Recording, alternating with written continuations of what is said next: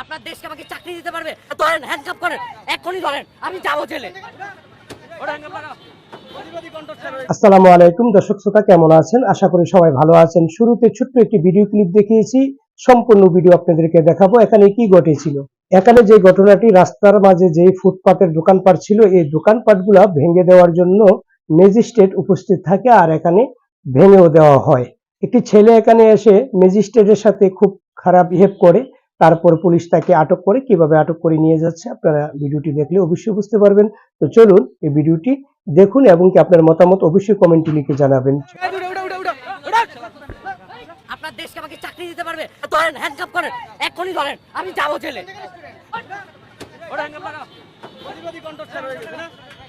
আমার ইউনিভার্সিটির সামনে একটা ফুডকার্ট দিচ্ছে, আমি ছোটটা ভাঙতে কে বল? আমি আপনি কেন ভাঙছেন এটা? আপনার দেশকে আমাকে চাকরি দিতে পারবে?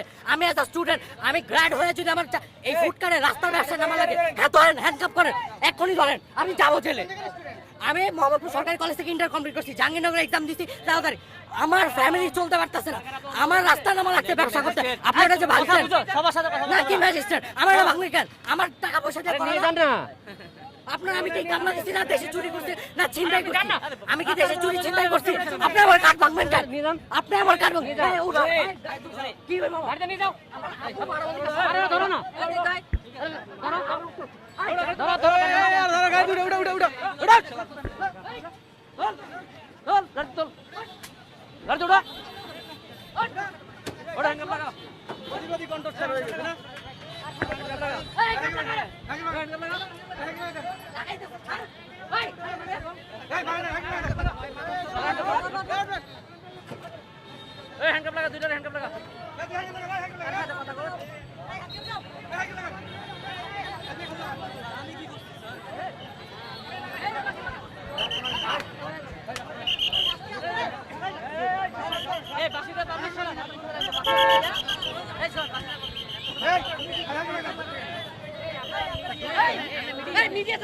আপনি কে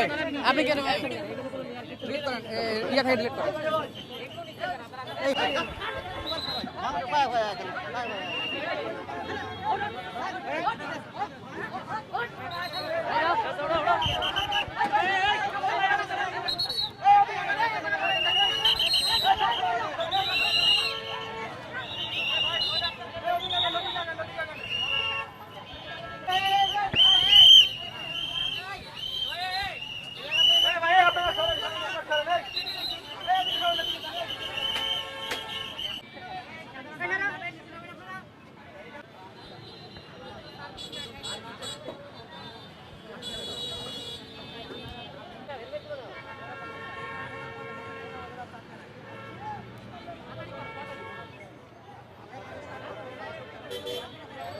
প্রিয় দর্শক শ্রোতা, আশা করি সম্পূর্ণ ভিডিও দেখেছেন এবং আপনাদের মতামত অবশ্যই কমেন্টে লিখে জানাবেন। এখানে ছেলেটির অপরাধ কতটুকু ছিল এবং পুলিশ যে আচরণগুলো করেছে তা কতটুকু যুক্তিসঙ্গত, কারণ ওই ছেলেটিকে ধরে নিয়ে গেল এবং কি মায়ের দূরেও কিন্তু করা হয়েছে। আপনারা দেখতে পাচ্ছেন গাড়িতে যখন ঢুকানো হয় তাকে কিল, লাথি এসবও দেওয়া হয়েছে।